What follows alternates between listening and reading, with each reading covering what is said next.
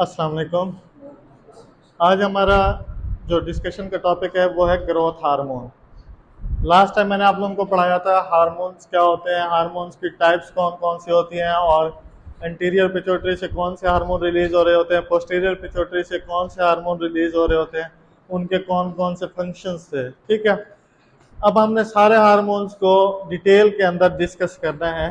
सबसे पहले हमारे पास जो हार्मोन आता है वो आता है ग्रोथ हार्मोन। ठीक है, हमने देखा है ग्रोथ हार्मोन क्या होता है, ग्रोथ हार्मोन के फंक्शंस क्या होते हैं, बॉडी के अंदर इसकी इंपॉर्टेंस क्या है।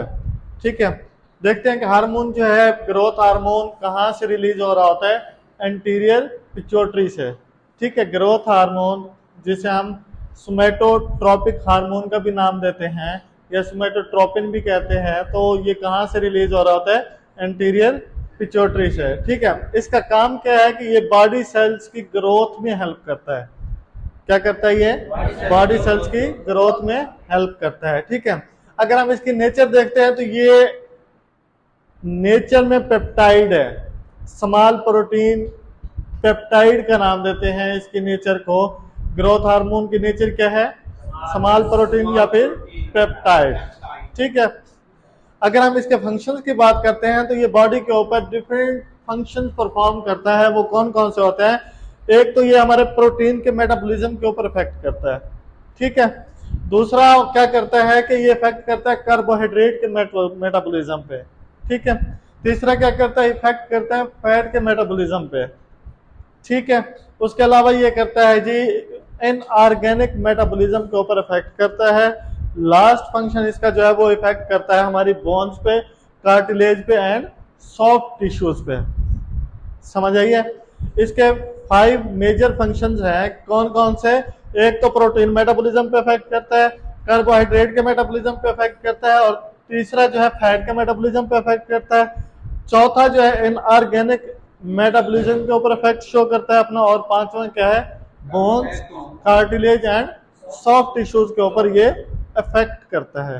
ठीक है, अब अगर हम वन बाय वन सारे फंक्शन को स्टडी करते हैं तो हमारे पास देखते हैं कि प्रोटीन के ऊपर क्या इफेक्ट शो कर रहा होता है। ये इफेक्ट करता है स्केलेटन और कार्डियक मसल्स के फंक्शंस पे।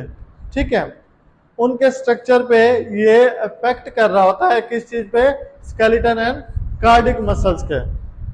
दूसरा है ये स्टिमुलेट करता है प्रोटीन की सिंथेसिस को। दूसरा क्या करता है, प्रोटीन की सिंथेसिस को स्टिमुलेट करता है, जिसकी वजह से प्रोटीन की सिंथेसिस बॉडी के अंदर हो रही होती है। ठीक है, थर्ड क्या करता है, प्रमोट करता है अमीनो एसिड्स को, कि उनके सेल्स के अंदर एंट्री को इजी किया जा सके, आसान किया जा सके। ये कार्बोहाइड्रेट को प्रमोट करता है कि सेल्स के अंदर वो इजीली इंटर हो सके। ठीक है, फिर क्या करता है, मोबिलाइज करता है फ्री फैटी एसिड्स को ताकि ये एनर्जी सप्लाई कर सके। समझ आइए, प्रोटीन के मेटाबॉलिज्म के अंदर ये कौन सा फंक्शन परफॉर्म कर रहा होता है, एक तो कार्डियक और स्केलेटल मसल्स के ऊपर इफेक्ट करता है, दूसरा क्या करता है, प्रोटीन की सिंथेसिस में हेल्प करता है, तीसरा फ्री फैटी एसिड्स को जो है ये मोबिलाइज कराता है ताकि एनर्जी को सप्लाई किया जा सके। ठीक है, उसके बाद अगर हम देखते हैं कि effect on carbohydrate metabolism, carbohydrate के मेटाबॉलिज्म के ऊपर इफेक्ट इसका क्या होता है, ग्रोथ हार्मोन जो है ये डायबिटोजेनिक हार्मोन है। डायबिटोजेनिक हार्मोन का मतलब है कि ये डायबिटीज के ऊपर भी इफेक्ट शो कर रहा होता है। किस तरह से कि ये जो है एंटी इंसुलिन इफेक्ट शो करता है। जब बॉडी के अंदर डायबिटीज की मिकदार बढ़ जाए या इंसुलिन की मिकदार कम हो जाए, ठीक है, तो ये ग्रोथ हार्मोन इफेक्ट करता है कार्बोहाइड्रेट मेटाबॉलिज्म के ऊपर। दूसरा क्या करता है, ये है tendency to cause hyperglycaemia, means जब वो इंसुलिन को इंक्रीज करेगा तो क्या होगा, हाइपरग्लाइसीमिया हो जाएगा, ग्लूकोज की मिकदार ज्यादा हो जाएगी बॉडी के अंदर। समझ आइए, इसका ये कार्बोहाइड्रेट मेटाबॉलिज्म इफेक्ट है, किस चीज का, ग्रोथ हार्मोन का। ठीक है, उसके बाद अगर हम इसके थर्ड इफेक्ट की बात करते हैं कि फैट के मेटाबॉलिज्म के ऊपर किस तरह इफेक्ट करता है, तो it has catabolic effect in adipose tissues. हमारी बॉडी के अंदर एडिपोज टिश्यूज होते हैं, उनके ऊपर ये इफेक्ट शो कर रहा होता है। उसके बाद फैटी लीवर क्या होता है, occurs due to excess mobilisation of free fatty acids.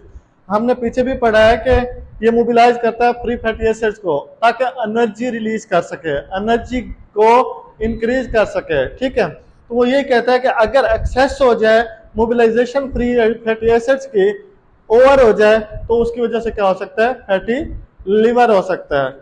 समझ आइए, तो ये इस चीज को कंट्रोल कर रहा होता है। उसके बाद इनऑर्गेनिक इफेक्ट क्या होता है, इसका मेटाबॉलिज्म क्या होता है, it has retention of phosphorus and calcium in body fluids.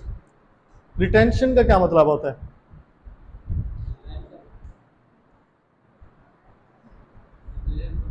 हाँ, डिक्रीज करना, कम कर देता है, ठीक है। ये फास्फोरस और कैल्शियम के इफेक्ट को कम कर देता है बॉडी के अंदर, ठीक है। उसके बाद जो है ना, ये आल्सो रिटेंशन करता है sodium, potassium, chlorine and magnesium के बॉडी के अंदर, ताकि उसको कंट्रोल किया जा सके बॉडी के मेटाबॉलिज्म में। समझ आइए। फिफ्थ इफेक्ट इसका क्या है कि कार्टिलेज एंड बोन्स और सॉफ्ट टिश्यूज के ऊपर इफेक्ट कर रहा होता है।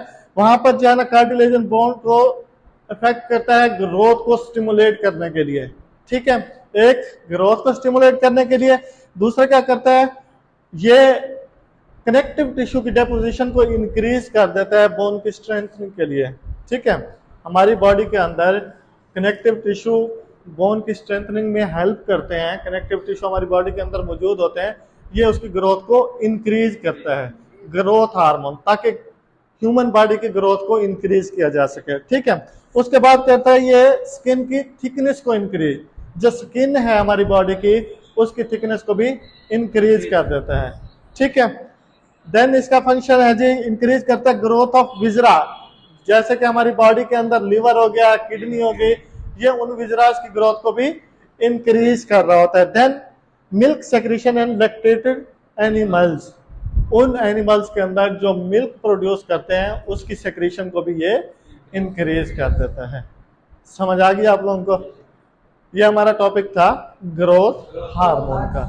ग्रोथ हार्मोन बॉडी का इंपॉर्टेंट हार्मोन है और समटाइम ये क्वेश्चन आ भी जाता होता है, ठीक है। तो आप लोगों ने इसको अच्छे से तैयार करना है, ठीक है। Thank you.